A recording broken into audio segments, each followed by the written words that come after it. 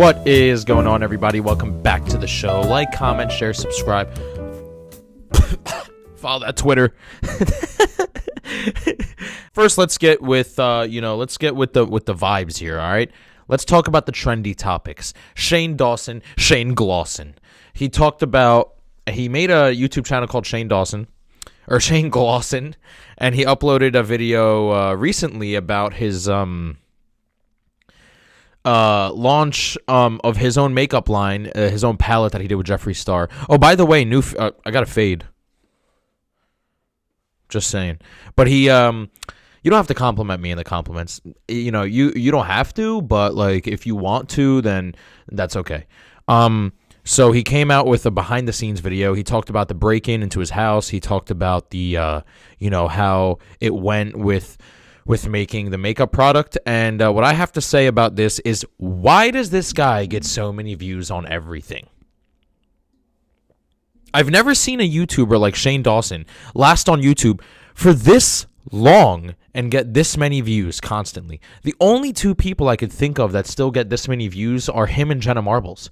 Other than that, Jax Films, iJustine, or whatever, none of these people get the amount of fame that Shane Glossin and Jenna Marbles still get. These guys made it through generations of YouTube. You know, they went through the Ray William Johnsons of YouTube, the Niga Higa of YouTube. They went through the start of PewDiePie, the start of the Dolan twins. Dude, let me put it this way. When Shane Glossin started YouTube, the Dolan twins were like 4. They were like 6 or 7 or something like that. So this is how old he's been on. This is how long Shane Glossin's been on YouTube. And the guy is killing it still. Till today, he's killing it.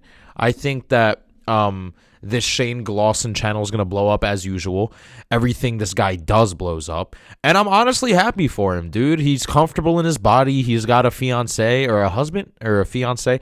I don't know if he's married to Ryland yet, but either way, he's happy, dude. The guy looks so happy. He's on top right now. So anyway, congrats on his success. Star Wars: The Clone Wars. Let's talk about that, buddy. Why is this coming out? Star Wars: The Clone Wars, new season. That in the Taylor Swift documentary. First of all, Star Wars has to stop. That's it. Over. Star Wars has to be over with. I don't care what anybody says. We need to put an end on Star Wars. The reason being is because there needs to be a time where it does end, right? And when it does end, it needs to be remembered in a way. Do you want it to be remembered as something that just destroyed its own self 30 years later? Or do you want it to... we could still kind of get away with Star Wars being a legendary series. Still. You know, if we stop right now, just cut off everything Star Wars, in 20 years, everybody around us will say, this was a great series. But if we continue like this for the next 30 years, and then all of a sudden in 30 years we stop Star Wars... No, everyone's going to be like, dude, this was long due. This series lasted way too long. But the new Star Wars series came out, the new season, Clone Wars. Clone Wars talks more about the cartoon side. It has more graphics. It's much more, cooler, honestly. I'm not going to lie. It is a little cooler than the actual Star Wars. And the reason being is because they could just do way more with graphics. They could do so much more than you could do as a human, and you pay a lot less for the actors because the actors are just voice actors. There's not that many. There's not that many real life props. Everything is digitalized, so like they don't have to rent out a whole room and like rent out a whole arena and set up ships over here and ships over there and blah blah blah. Everything is just really cheap because you're just sitting there with headphones on going, "Hey Doc, what are you doing?" That's a Star Wars character, by the way.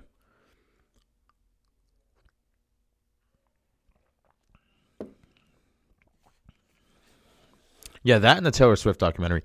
Taylor Swift came out with a documentary. Let's talk about this, fellas. Taylor Swift came out with a documentary, and no, let's be serious now. Taylor Swift came out with a documentary, and I just want to say that I don't have any sympathy. None. Honestly, it would be amazing. No, I'm just joking. It would be amazing to be a celebrity. Don't get me wrong. I heard celebrities like don't pay anything either. My sister just told me this like the other day because I was like, how do they even afford all these Louis Vuittons? She's like, dude, they don't pay for them, smarty pants. I was like, what do you mean? Yeah, they do. And she's like, no, what do you mean? No, they don't. And I was like, how?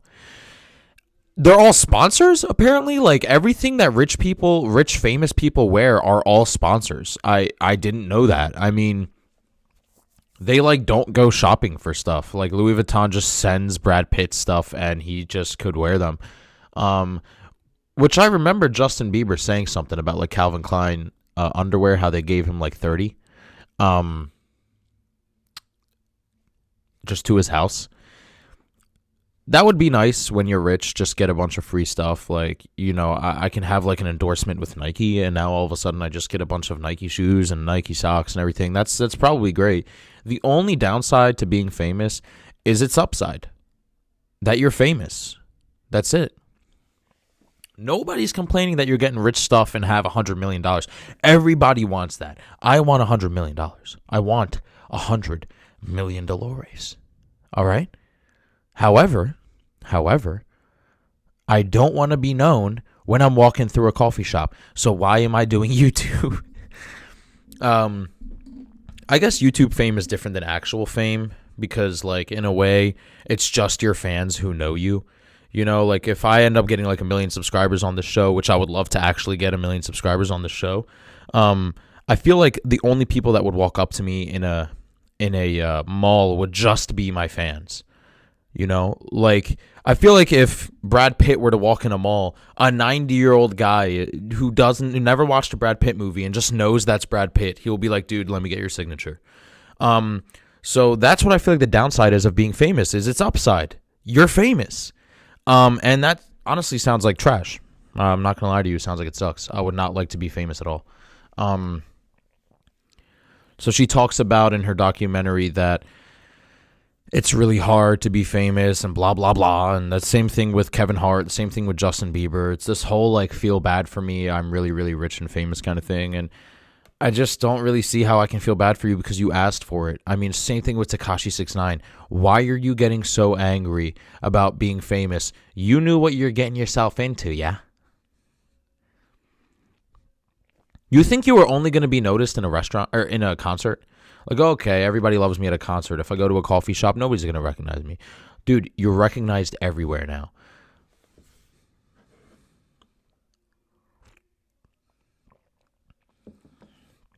And in a way, I don't really think that's a bad thing. I feel. Maybe. I don't know. Anyway, tell me what you guys think of this episode. Like, comment, share, subscribe. You already know the deal. I love this show. 147 subscribers. I love it. We're going to go for 1 million subscribers. We are going to go for 1 million. Not right now, though. I'm going for 1,000 by 2 months. I want to reach 1,000 subscribers in 2 months, and then we'll see where it goes from there. But I really love this show. I just, I can't wait for the show to grow, and I love you guys so much. Peace out.